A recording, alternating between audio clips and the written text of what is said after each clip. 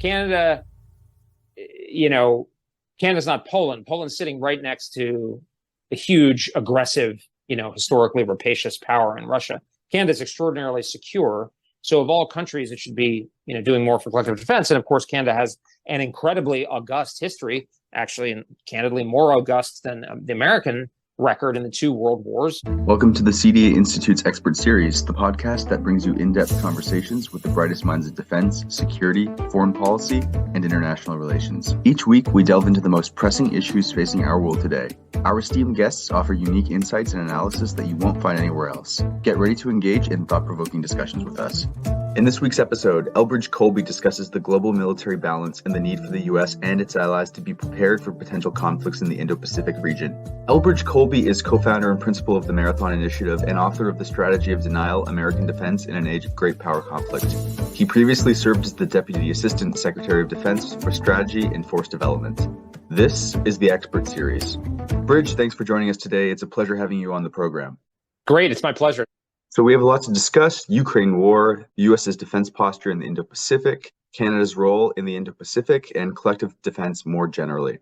How do you see Canada's role in the Indo-Pacific evolving in the context of increasing great power competition between China and the U.S. and the potential for conflict in the Taiwan Strait? What would the U.S. like to see more of from Canada as an ally? I mean, I've been thinking about this since over the last year, and of course that's up to Canadians to decide. But of course, we're sort of all in this together, so I think it's reasonable for Americans to comment. What I would say is the beginning of the journey is vastly increasing defense spending and being much more serious about, collective defense. And with all due respect, I think that's an area where Canada has really disappointed over the last decades, and I think, especially if Canada is going to project itself as a quote unquote moral force, and, whatever my own views, I mean, that's Canada's self-conception. It's not Switzerland, right? It's not like Andorra or the Grand Duchy of Liechtenstein, like it's a G7 member. Okay. And like Canada, Canada's not Poland. Poland's sitting right next to a huge, aggressive, historically rapacious power in Russia. Canada's extraordinarily secure.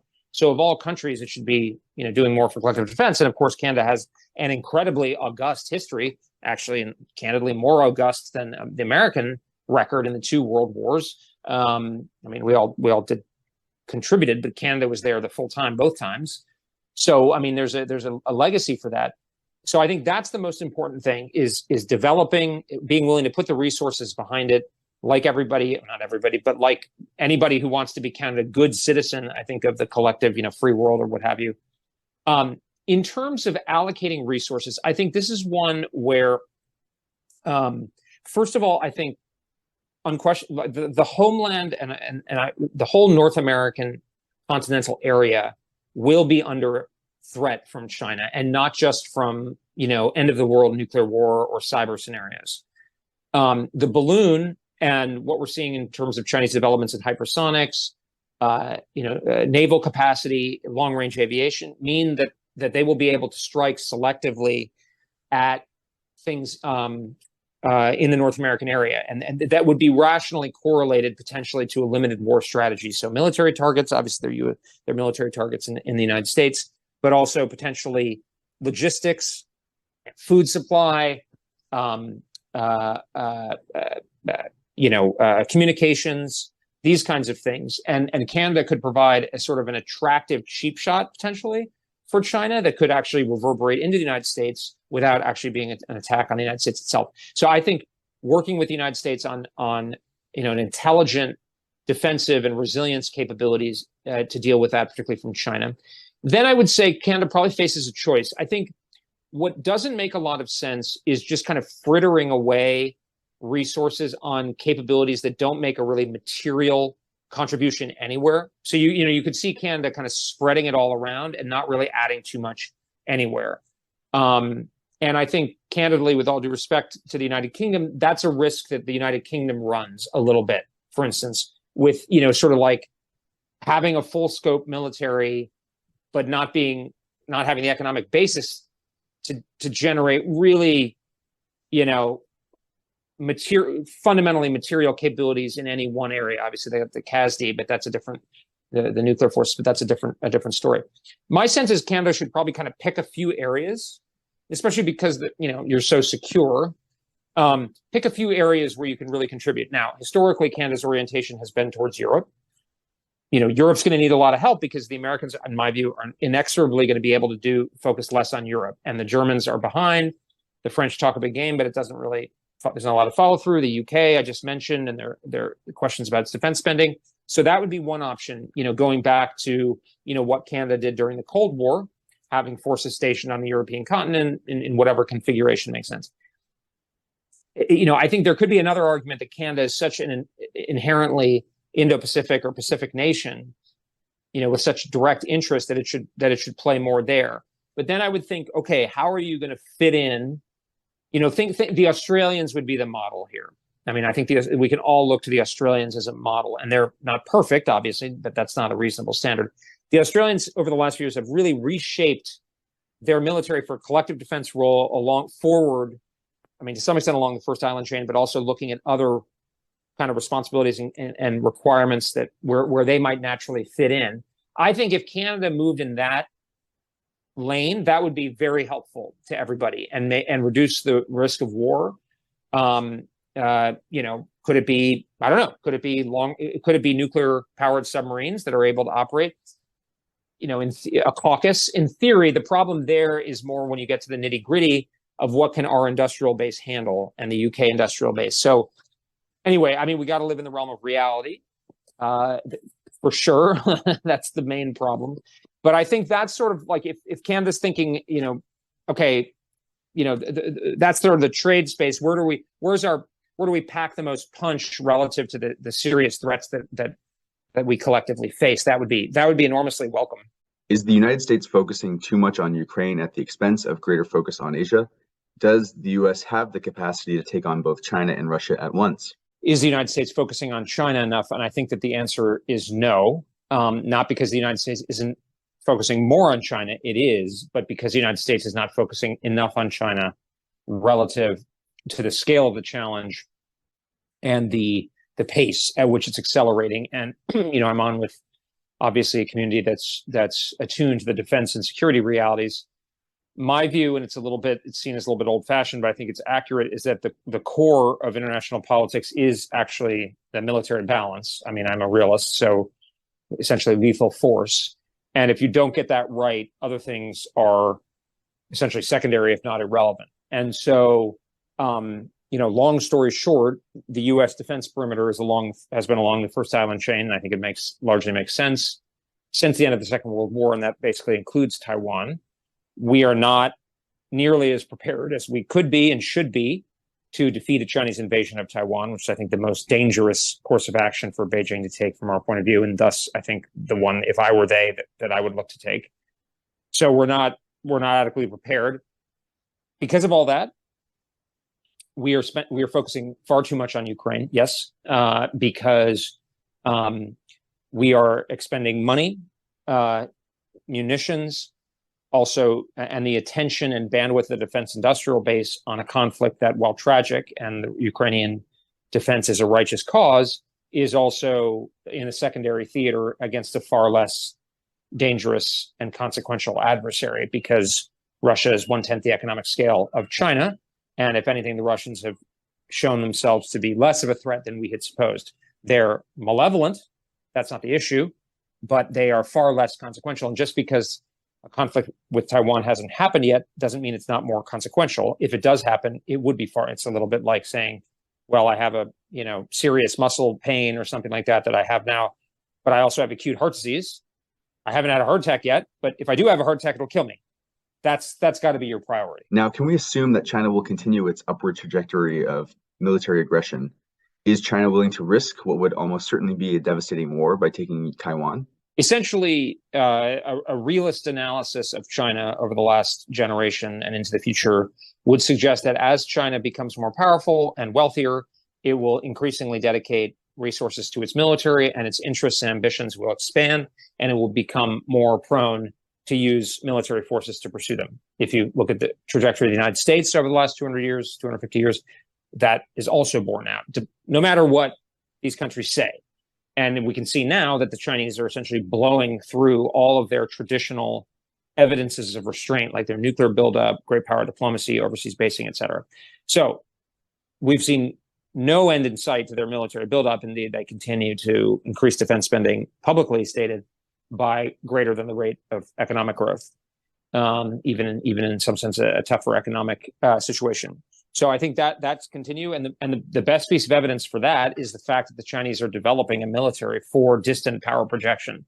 It's not a military merely for Taiwan. It's a military that's going to be, well, ultimately projecting power throughout the world. I mean, I don't think that's an exaggeration at all. I mean, they're looking at bases on the Atlantic coast of Africa. They're doing things with the Argentines, it appears, very active with the Brazilians right now. Obviously, Africa, I mentioned, South Pacific, et cetera, the Arctic, obviously a special concern to Canada. So in that context, would China be willing to take on the United States? Well, it's going to depend on how they assess how well an attack on Taiwan, and probably as part of that, a much larger attack on U.S. forces, not only in the Western Pacific, probably in North America, at least selectively, including potentially in Canada, how well that would go. And that's a dynamic assessment. If they think it could go relatively well, they'll be much more likely to do it. I mean, the United States would never have done something as crazy as invade Iraq in 1985 when we had to deal with the Soviet Union. In 2003, when there were very few checks on our policy and the Iraqi military was manifestly weak, we were not deterred. And so continuing to neglect the problem makes conflict more likely. Of course, it is, the U.S. military remains enormously capable, probably the best military in the world, although that's an abstract assessment that has to be applied to a particular scenario, of course. And there's the risk of nuclear war, but I don't know what American statesman or stateswoman would initiate a large-scale nuclear war over things that are happening in the Western Pacific, especially in the absence of it turning into a much larger conflict. I don't think it's very credible for the United States to say, well, if you attack Taiwan, we're going to use nuclear weapons against you, certainly in ways that would affect Chinese decision-making. So, the important point to bear in mind is that my sense is Taiwan is not merely an irredentist claim for China. It's also a necessary step to achieve its geopolitical goals, because it needs to break out of the first island chain and needs to break apart what I call the anti-hegemonic coalition that's arraying against Beijing. And Taiwan is a very important step towards those goals. You are a proponent of the United States prioritizing a denial strategy to manage great power competition with China. How would you respond to those who fear or worry that prioritizing denial strategies could lead to reactive foreign policy and an escalation of tensions? Well, because we've neglected the problem for so long, we're now in a situation in which there's no easy way out. So if we don't pursue denial, we essentially guarantee vulnerability. Then we'll simply be at the sufferance of the Chinese, where if they initiated action, we'd either be defeated or we just couldn't even fight because it would be so obvious that we would lose. So the question is, do we pursue a denial barrier, in a sense, that could plausibly work and convince the Chinese they'd failed? Well, since we're now essentially within the window where the Chinese might actually decide that they could succeed, that is inherently going to be somewhat provocative. And more than provocative, it's like it's not irrational. It may induce the thing that we want to avoid. So unfortunately, I don't think we have any choice. The alternative of just letting ourselves get run over is not a good one.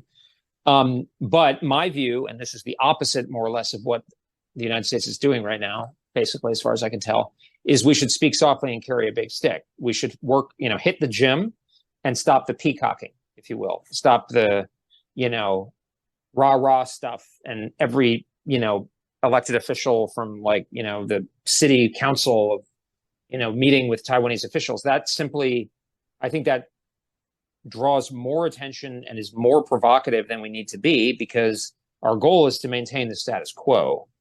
And, honestly, actually, the more that we accentuate this stuff, the more valuable it is to China to attack. This is a point that's often underappreciated, which is that obviously there's a kind of provocation element to it, but the more we tie our credibility and our reputation to Taiwan, the more valuable it is for China to attack.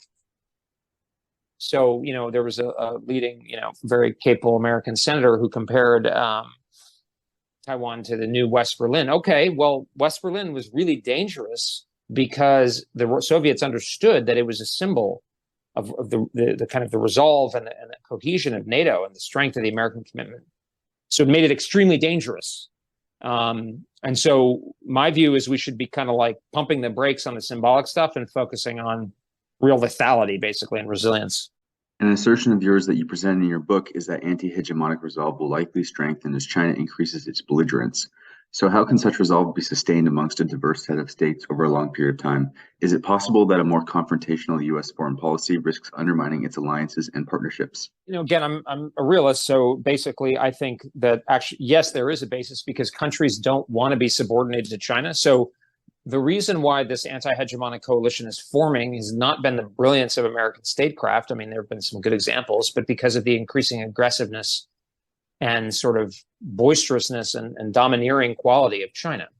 So India, is a classic example. There's not, in my experience, Indians don't have a sort of affectionate, nostalgic, or romantic view towards the United States. To the contrary. Rather, we are bound together by shared interests. Vietnam, of course, another example. Even Japan. I mean, it's not so much a love affair as a marriage of convenience, if you will. But they're all very, very concerned about China, and they see how strong it is, and they recognize that only the United States is strong enough to lead this anti-hegemonic coalition. So my view, and this is kind of against the bien-pensant sort of attitude, is we don't need a positive shared agenda, actually. We need a negative agenda, which is to say negative rights, in a sense, which is like, we'll work with whoever it is, within reason, if you want to stand up to China. I hate communism, but Vietnam's a good example. Or India. There's a lot of people who complain about Indian behavior at home. We got bigger fish to fry here. And I actually think, my experience in Asia is there tends to be a more kind of ecumenical approach, more almost like a more pragmatic approach in the geopolitical context. So I think that fits quite well. So I think the anti-hegemonic coalition is doing well. The problem is that the Chinese can see that and have means to react and get out ahead of it. And that's one of the reasons I'm concerned about their attacking Taiwan, is that I think the way you put a stake in the heart of that anti-hegemonic coalition is showing the Americans are weak and can't be trusted in that. And Taiwan is China's best opportunity to do that. The U.S. seems to have ceded Africa, the Americas, and is ceding the Middle East. What's next? What lower national interests or defense priorities are you prepared to sacrifice to keep or deny China mastery of the globe? Well, look, it's Asia, Asia, Asia. I mean, because it's the central theater and it's where China is. So it's, first of all, if China gains control of Asia, it'll have control of over half the global economy. So everybody else will fall in line. They'll have no choice. And by definition, if China has control of half the global economy, it'll be able to support a military that will be dominant over the rest of the globe. Second, just kind of from a military geography point of view, if China is confined to Asia, basically within the first island chain, it cannot project dominant military power outside, right? I mean, Churchill had a famous line, I think it was in the First World War, with maybe it was the second, with the Graf Spee, I think, or Spee. It was the battle cruiser that was let loose that came out of like Buenos Aires or Montevideo Harbor. Anyway, the point of the story is, he said, that is like, it's like a cut flower, beautiful but fated to die, right? Any forces cut behind the containment line, the military containment line, at some point they can't be supported, they can't be supplied. So the Chinese, if they can't get over the Himalayas easily, and there's India there, obviously, huge difficulties moving through Central Asia, not even Russia, et cetera, through the Arctic. If they're trying to get to the main thoroughfares of global life, through the Indian Ocean, the Middle East, they have to basically go through the first island chain, or potentially Southeast Asia. If they can't do that, if the fight is in the first island chain, all those other theaters are secondary theaters. I mean, take another historical example: the German forces in Southeast Africa, I think, during the First World War, they caused some trouble to British forces in, I guess, Kenya or Tanzania or wherever it was, but it was a manageable problem. But on the other hand, if the Chinese can get out from the first island chain, then everything is at issue. Then we're in a much worse position. And so the key is to hold the line at or as close as possible to the first island chain. And that requires, from a military point of view, deprioritizing everywhere else, including Latin America, but also in terms of political capital and priorities. And, if we get too distracted dealing with what's going on in the Congo or North Africa or Argentina or whatever, I'm not saying we ignore it, but when we're thinking about allocating our attention, our political and diplomatic capital, our resources, our military effort, we've really got to laser focus on the main problem, the decisive theater. Well, Bridge, as we near the end of what's been, I think, a great discussion, I'm wondering if you have any final words or thoughts to impart on our listeners and readers. Well, thank you very much for having me and permitting me to weigh in on a Canadian issue. But I think, look, I think the situation is so serious and urgent that we have to be kind of candid and frank with each other and very practical and realistic. And unfortunately, that doesn't necessarily happen in the U.S. conversation, but I have the feeling that it's even worse in a Canadian. It seems to be improving. I saw there's news reporting of a letter open letter about the need for Canada to do more. I think, look, when we look around the world, China, for the first time since the United States became the world's largest economy 150 years ago, there's a genuine peer superpower to the United States. And that has really got to force us all. And the point I use with Europeans, but I think it applies to Canada too, is if the United States is worried, you should be terrified, right? We are 20 to 25% of global GDP, and we're worried. So imagine, that's the kind of mindset that we should all have. And I think if we can kind of move into this, how do we practically deal with this problem so that we can avoid a war while defending our interests, kind of reasonably construed, I think that would be very productive for everybody. That's all for this week's episode of the CDA Institute Expert Series. To learn more about the CDA Institute, you can visit our website at cdainstitute.ca or subscribe to our newsletter. Thanks, and we hope you'll be joining us next week.